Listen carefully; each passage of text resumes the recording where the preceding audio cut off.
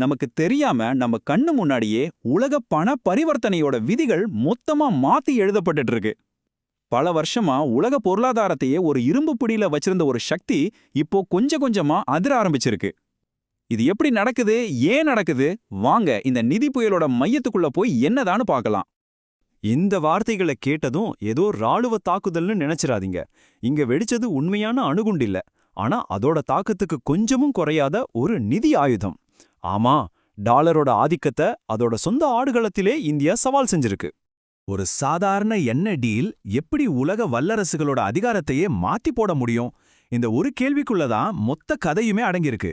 வாங்க இந்த மர்மத்துக்கு பின்னாடி இருக்கிற அரசியல், டெக்னாலஜி, விளையாட்டு எல்லாத்தையும் ஒன்னொன்னா உடைச்சு பார்க்கலாம். சரி, முதல்ல இந்த சீக்ரெட் டிரான்சாக்ஷன் எப்படி நடந்துச்சுன்னு பார்க்கலாம். இது வெறும் பணத்தை மாத்திக்கிட்டது மட்டும் இல்ல, இது ஒரு ரொம்பவே துணிச்சலான அரசியல் மூவ். இங்க தான் கதையே ஆரம்பிக்குது.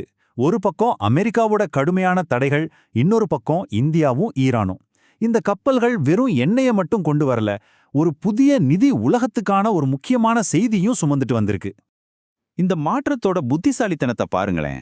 முன்னெல்லாம் எந்த சர்வதேச வியாபாரம்னாலும் அது அமெரிக்க டாலரா மாறி அமெரிக்காவோட கண்காணிப்பு கண்ணான ஸ்விஃப்ட் வழியா தான் போகணும். ஆனா இந்த தடவை இந்தியா நேரடியா சீன யுவானை பயன்படுத்தியிருக்கு.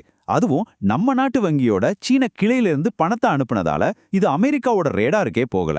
சொல்லப்போனா ஒரு நிழல் நிதிப்பாதையே உருவாக்கிட்டாங்க. இந்த வர்த்தகம் ஏன் இவ்ளோ பெரிய விஷயம்னு புரிஞ்சுக்க, அது தவிர்த்த அந்த சக்தி வாய்ந்த அமைப்பை பத்தி நாம முதல்ல தெரிஞ்சுக்கணும். அதுதான் ஸ்விஃப்ட். நிறைய பேர் ஸ்விஃப்டா ஒரு பேங்க்னு நினைச்சிட்டு இருக்காங்க. ஆனா உண்மையில அது ஒரு பேங்க் கிடையாது. அது வங்கிகளுக்கு நடுவுல தகவல்களை பரிமாறிக்கிற ஒரு சூப்பர் செக்யூரான மெசேஜிங் சிஸ்டம். கிட்டத்தட்ட ஒரு வாட்ஸ்அப் மாதிரி. யோசிச்சு பாருங்க, இந்த ப்ராசஸ் எவ்வளோ சிம்பிள் ஆனா எவ்வளோ பவர்ஃபுல்னு. ஒரு பேங்க் இன்னொரு பேங்க்குக்கு அனுப்புற இந்த ஒரு செக்யூர்டான மெசேஜ் தான் உலக பொருளாதாரத்தோட அச்சாணியே.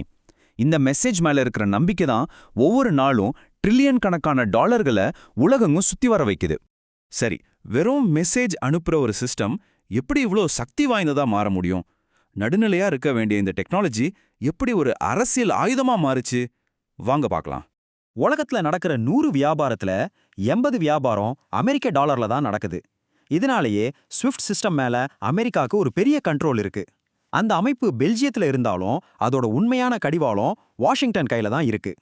இந்த நிதி தடைகள் தான் அமெரிக்கா தனக்கு பிடிக்காத நாடுகளுக்கு எதிரா பயன்படுத்துற நவீன கால பிரம்மாஸ்திரம். ஒரு குண்டு கூட வீசாம, ஒரு போர் வீரரை கூட அனுப்பாம ஒரு நாட்டோட பொருளாதாரத்தையே முடக்கி போட இது ஒன்னே போதும். ஒரு நிமிஷம் யோசிச்சு பாருங்க. ஸ்விஃப்ட்ல இருந்து ஒரு நாட்டை தூக்கிட்டா என்ன ஆகும்? அவங்களால பெட்ரோல் விற்க முடியாது, ஏன் மக்களுக்கு தேவையான மருந்து மாத்திரைகள் கூட வாங்க முடியாது. மொத்தத்துல உலக பொருளாதாரத்திலிருந்து அந்த நாடு ஒரு தீவு மாதிரி தனிமைப்படுத்தப்படும். அவங்க பொருளாதாரத்தோட உயிர் நாடியே துண்டிக்கப்பட்ட மாதிரி தான். சரியா? இந்த ஒரு பயம்தான், நம்ம கழுத்தை எப்ப வேணா நெரிக்கலாங்கிற இந்த பயம்தான் பல நாடுகள்ல இந்த சிஸ்டம்ல இருந்து தப்பிக்க ஒரு மாற்று வழியை தேட வச்சிருக்கு. இந்த பயத்தோட விளைவுதான் நாம இப்ப பார்க்க போற இந்த உலகளாவிய போட்டி. அமெரிக்காவோட செல்வாக்கிலிருந்து தப்பிக்க உலக நாடுகள் புது புது அமைப்புகளை உருவாக்க ஆரம்பிச்சிருக்கு. இப்போ களத்துல 3 முக்கியமான பிளேயர்ஸ் இருக்காங்க. ஒவ்வொருத்தரும் ஒரு தனி பாதையில போறாங்க. சீனா ஸ்விஃப்ட்டுக்கு நேருக்கு நேரா ஒரு போட்டி அமைப்பை உருவாக்குது. ஐரோப்பா தன்னோட யூரோ வர்த்தகத்துக்கு மட்டும் ஒரு பாதுகாப்பு வளையத்தை அமைக்குது.